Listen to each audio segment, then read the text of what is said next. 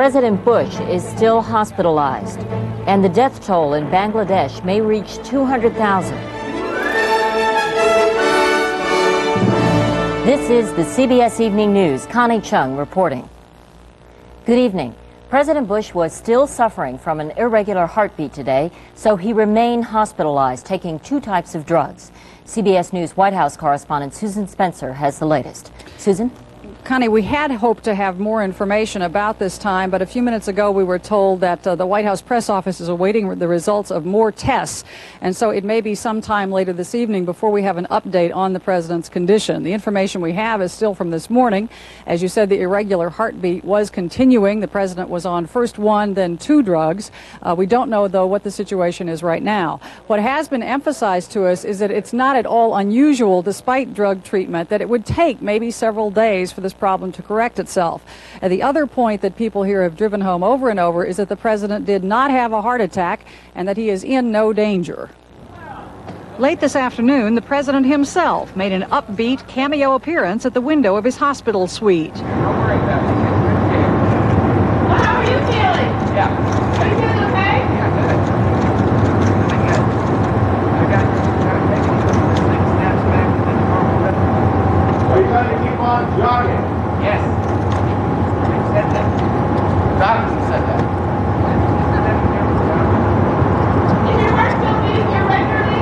Yes. Can you hear it? All seeming to confirm reports from a steady stream of well-wishers that Mr. Bush is experiencing no symptoms, is frustrated with his confinement. One visitor said he's getting cantankerous and wants out. He's doing well.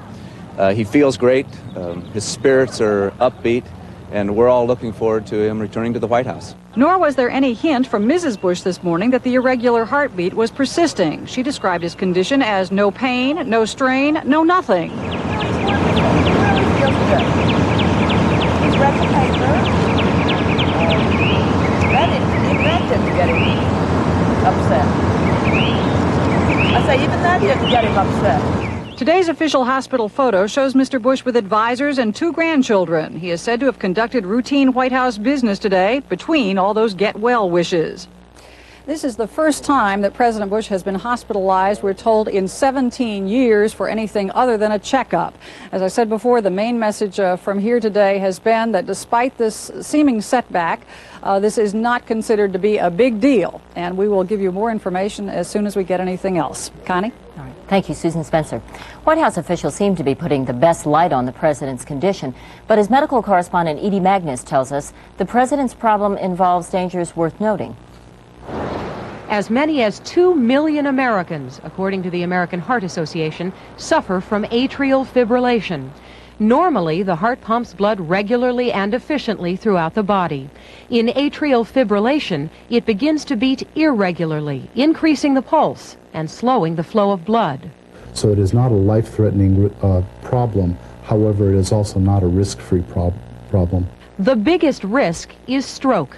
When the heart is not pumping efficiently, blood can become lodged in the nooks and crannies of the heart and can form clots.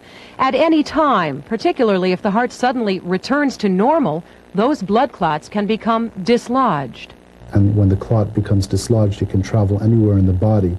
What we're most concerned about is if it travels to the head and then it clots off a blood vessel in the head, and that is exactly what would cause a stroke. Doctors estimate there's only a 1 to 2% chance of that happening in cases such as the president's. If the standard medications prescribed for Mr. Bush, digoxin to slow down the heartbeat and procainamide to return the heart to a normal rhythm, don't work, then what they will do is consider the possibility of actually converting the rhythm by a small electrical shock.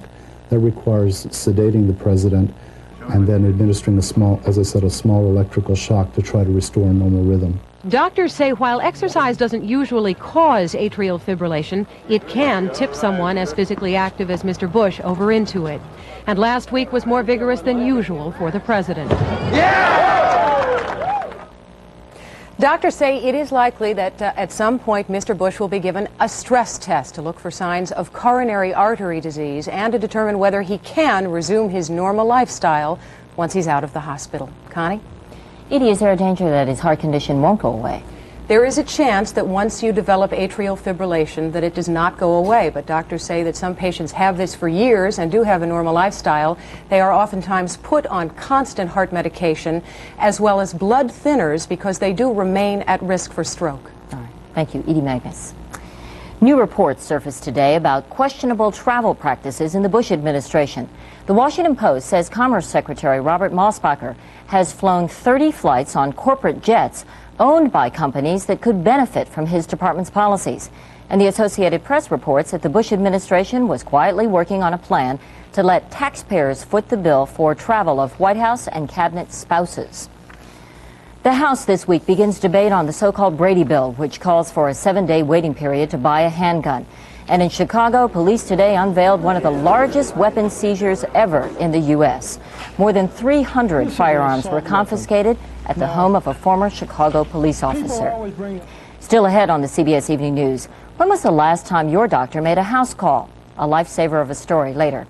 And oh, say can they sing. Bill Geist takes note of the nation's national anthem, Banner Year.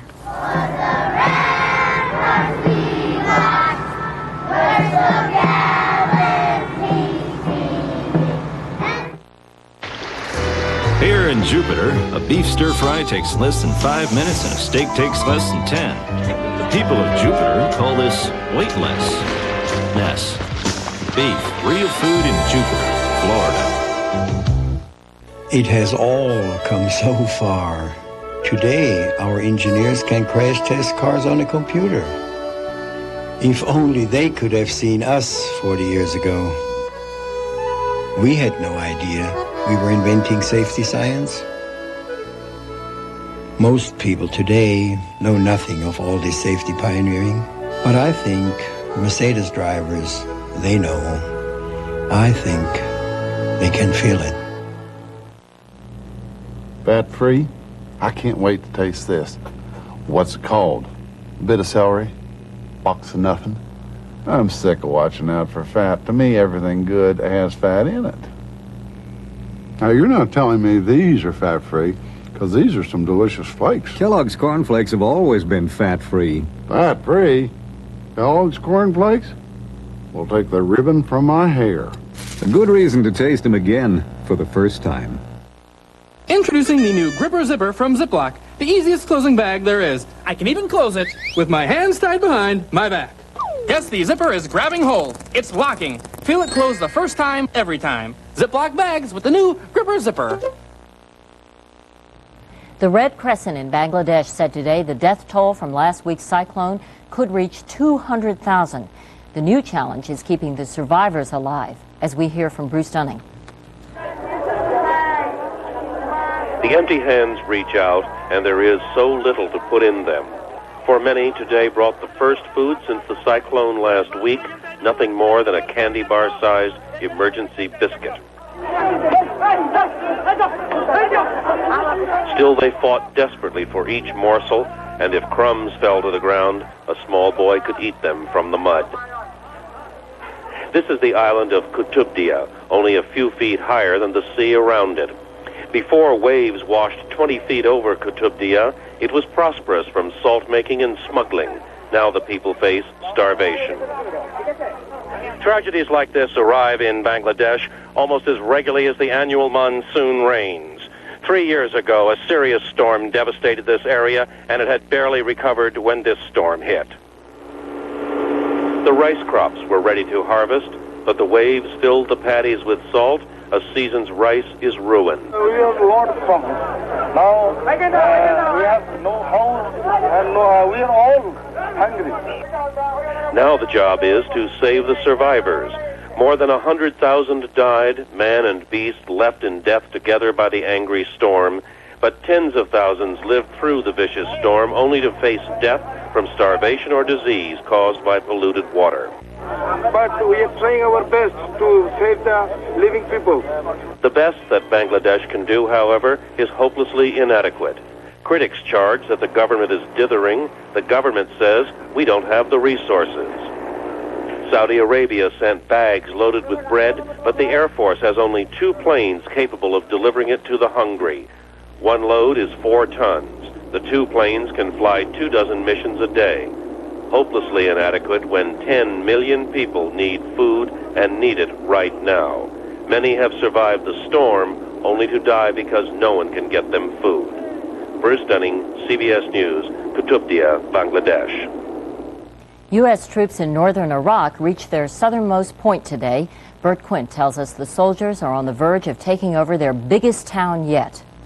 American troops rolled farther into northern Iraq today, closing in on a strategic provincial capital. The Allies moved east last week from their bridgehead near the Turkish border. Now they headed south and southwest to within about 10 miles of Dohuk.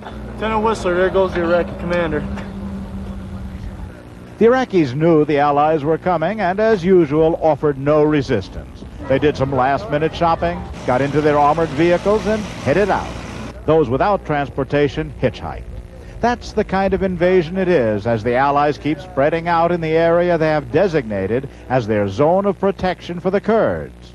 It was so peaceful that units of 3 armies, the Americans, the Iraqis, and the Kurdish resistance movement, casually took over checkpoints from each other. Now these Marines will be moving up, carrying the American flag a lot deeper into Iraq than most Americans thought it would be going. Many of the Kurdish refugees are from Dohuk, and they refuse to return until the Allies secure it. The Allies want to get the refugees home quickly so they can go home themselves. But ironically, if they take Dohuk, they will have entrenched themselves in a 35-mile deep strip of a country they say they want to leave. More sandbags with plastic as a roof. Bert Quint, CBS News, Dohuk, Iraq. An expert from the U.S. Centers for Disease Control confirmed today that cholera has broken out at a Kurdish refugee camp in Turkey. But he said proper diagnosis and treatment can keep the outbreak under control. 6 Persian Gulf foreign ministers met today in liberated Kuwait City. They discussed post-war regional security and whether some U.S. troops should stay in the area permanently. U.S. Defense Secretary Dick Cheney is flying to the Gulf tonight for visits to all 6 Gulf states. Tampa, Florida tonight honored a local resident who made good. Thousands gathered in Tampa Stadium to welcome home General Norman Schwarzkopf and some of his Desert Storm troops. There will be a fireworks display tonight and just about anything else you can imagine.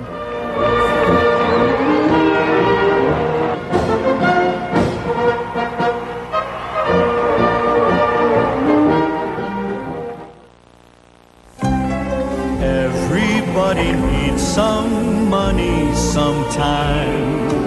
Everybody needs some cash. When you need money fast, only Western Union can get it to over 16,000 locations in minutes. Nobody else even comes close.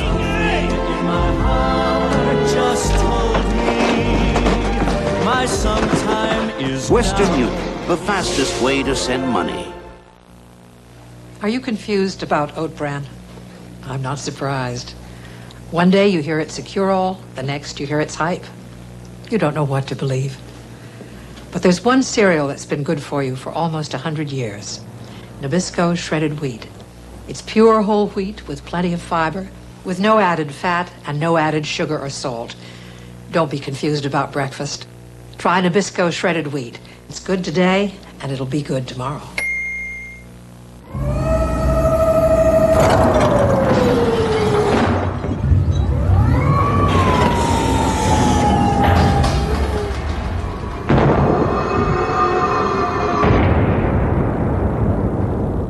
Here's a great big idea. Salad shooter! From Presto, professional salad shooter slicer shredder. Big capacity and power. Special blades to point and slice thick, slice thin, shred, even ripple cut. Right where you want. Salad shooter! From Presto. Did you see who just moved in next door? What are they doing in our neighborhood? Don't jump to any conclusions until you watch 60 Minutes tonight. Congress has proclaimed May Older Americans Month.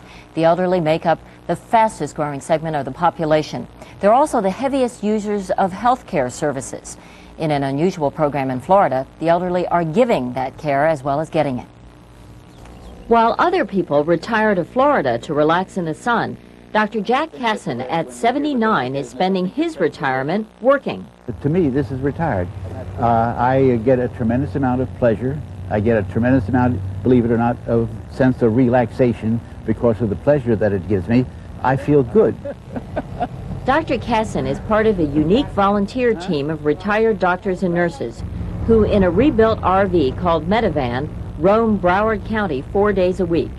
The van brings free medical care to elderly residents who fall between the financial cracks of the healthcare system. You've got hundreds of thousands of older people who live in what I call the never-never land of having too much money to qualify for Medicaid, but not enough to really pay for the medical care that they need. We're going to do the whole profile, the kidney, the liver. In this community, where 10% of the elderly live in poverty and lack the transportation to get to a private doctor, the Medivan is a lifesaver. Don't call. Equipped with 2 examining rooms, the van parks for a few hours at a time, and patients come with walkers, aches, and worries. Even if you do too much talking, they don't shut you up. They let you talk, and that's how they find out what's wrong with you. Make me feel better anyway. And sometimes I'll be hurting a little bit, but when they give me a good checkup, then I'll know. Then I know I'm doing all right, you know. Right?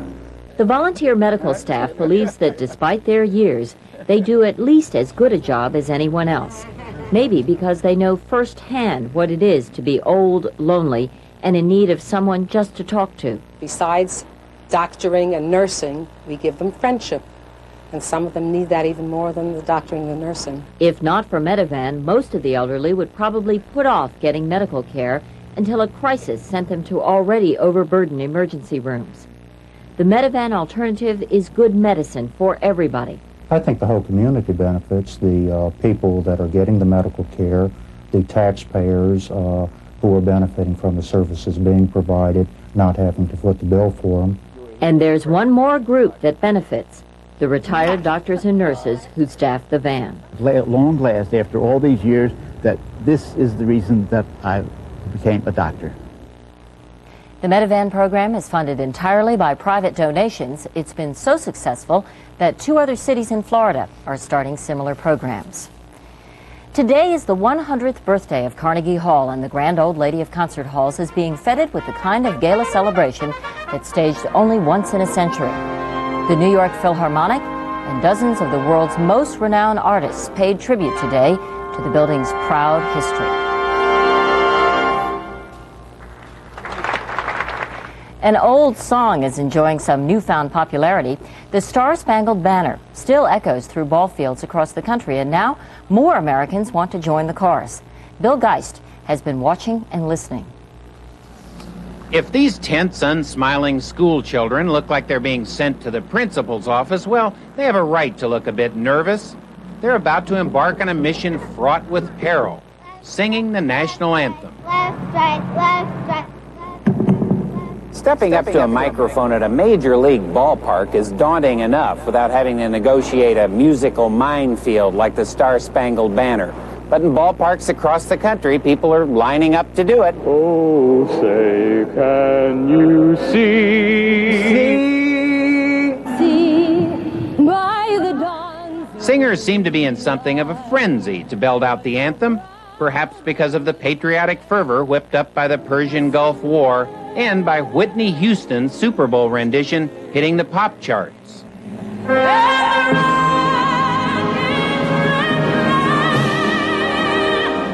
Baseball teams are receiving hundreds of these national anthem audition tapes right now from patriots, stage mothers, and lounge singers. Everybody wants to get into the act. And the dog is red glare, and the rocket's red glare. It has been called one of the most difficult songs to sing ever.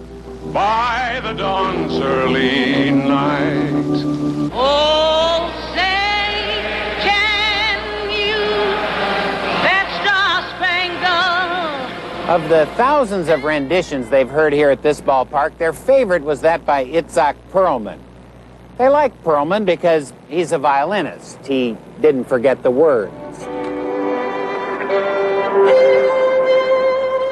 As generations of citizens have had to do before them, Mrs. McLornan's second-grade class from PS 114 took on the Star-Spangled Banner, and they beat the competition and the song. winning the right to open today's game at Shea Stadium in New York.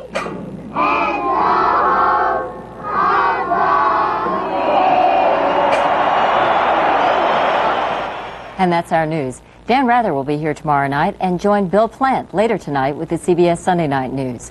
I'm Connie Chung in New York. I'll see you again next Sunday night. Thank you for joining us, and for all of us at CBS News, good night.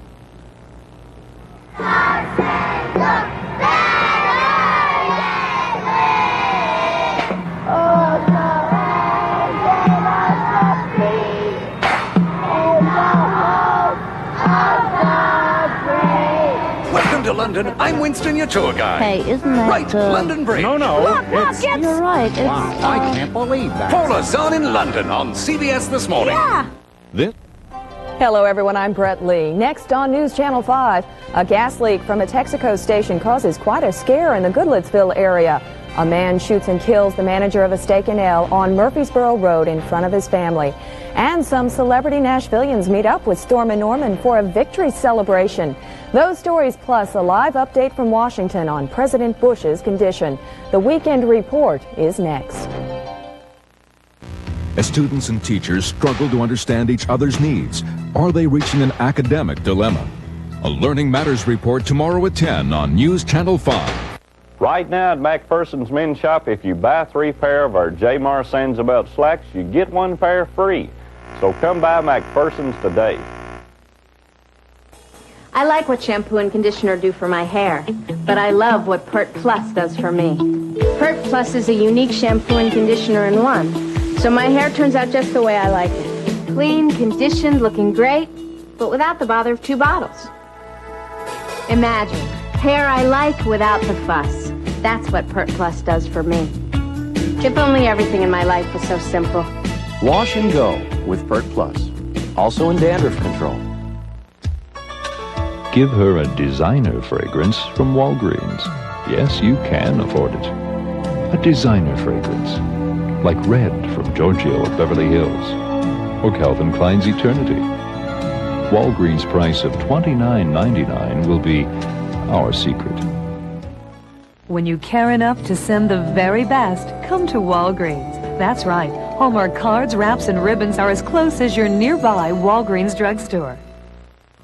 Coming up Monday on Talk of the Town, Claudia McConnell will show you fashions from Bellevue Center for all you moms, grandmamas, and mothers-to-be. We'll also see what's hot in accessories and gift ideas Monday.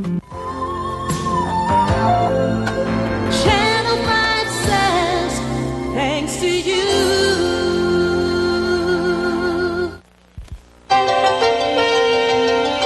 This is the News Channel 5 Weekend Report. Hello, everyone. I'm Brett Lee. Thank you for joining us. Cleanup crews are still on the scene of a gasoline spill in downtown Goodlettsville tonight. Police decided not to evacuate the area, but strong fumes forced some residents to leave on their own. News Channel 5's Lisa Godley has been covering this story and joins us now from the newsroom. Lisa, where does everything stand right now?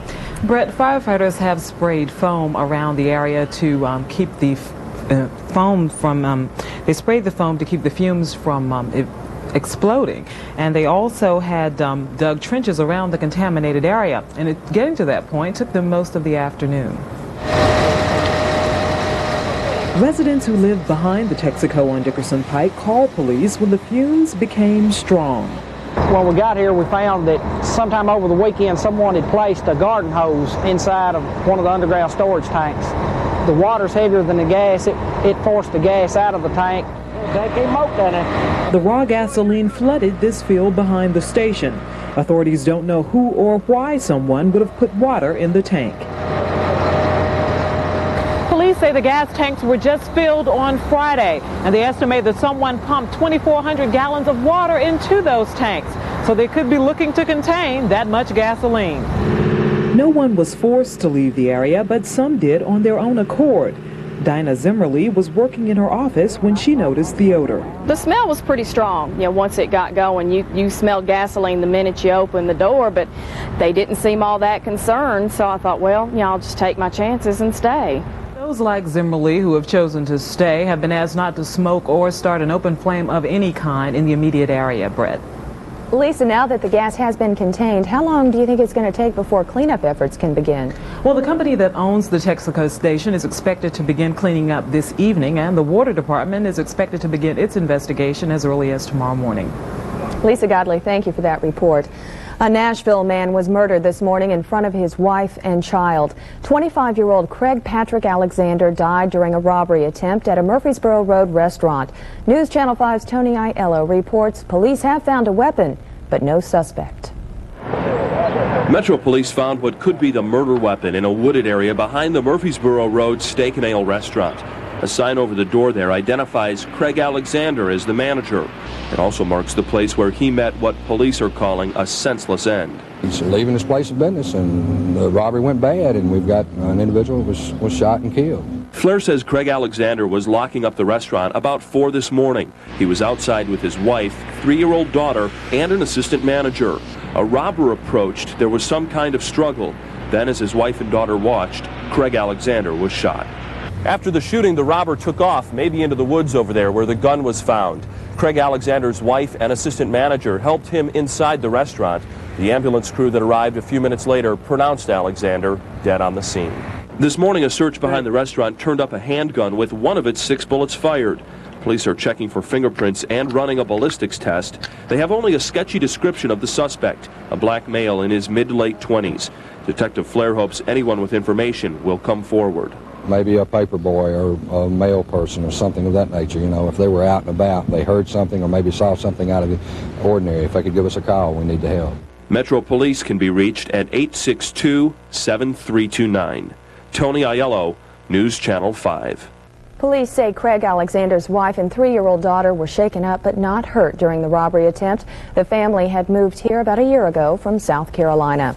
Putnam County authorities are trying to determine who killed a man whose body was found around 10 o'clock this morning. Sources say the victim was shot to death, but Sheriff's Department officials aren't releasing any information until they complete their investigation. And in Dixon County, a car hit a 12-year-old boy on his bicycle this afternoon. Rescue crews flew the youngster to Vanderbilt Medical Center. He is now listed in critical condition. No word tonight on when President Bush will be released from the hospital. Doctors are waiting to see if the medicine they're giving him will get his heartbeat back to normal. For the latest, we go now to News Channel 5's Ann Wheeler in our Washington bureau. Ann? Brett, the president thought he was going to get out of the hospital this morning, but that was too optimistic. This afternoon, his doctors met to decide how long he will have to stay there, and we are waiting for word on that from the White House, which should come any minute. The president, though, is described as cantankerous. He is restless. He wants out of the hospital. This afternoon, President Bush leaned out his hospital window to joke with reporters, telling them not to worry about him. Are you going to keep on jogging? Yes. Earlier today, President Bush played a video game with his grandchildren in his hospital room. Barbara Bush says her husband isn't feeling pain or strain. Morning, how is he? Great. Well, when's he getting out? Doctor, I'm not, but he looks fabulous, feels well. Mrs. Bush hopes he'll slow down now, but admits she's been asking him to do that for 46 years. Doctors are giving the president a second drug to regulate his heartbeat. The president did not have a heart attack, and there has been no sign of heart damage. President Bush is a very active, physically fit 66-year-old man. Just a few days ago, the president, an avid jogger, led a drive to encourage more Americans to exercise. And even though he's been hospitalized, the president's advisors briefed him on world events today. Chief of Staff John Sununu took him some paperwork. You know, the medication has got to take its course, and they're just watching it, but the doctors feel very comfortable. The man who's a heartbeat away from the presidency talked to his boss before going to church this morning. He feels great. His spirits are upbeat, and we're all looking forward to him returning to the White House. There's been no talk of Dan Quayle taking over for President Bush, but this focuses new attention on Quayle's abilities to lead the country and how will Quayle be an issue in the next presidential campaign. In March, a poll found that 49% do not think Dan Quayle is qualified to be president. Brett? And has the president changed any of his plans for the upcoming week? No, they haven't officially changed any plans.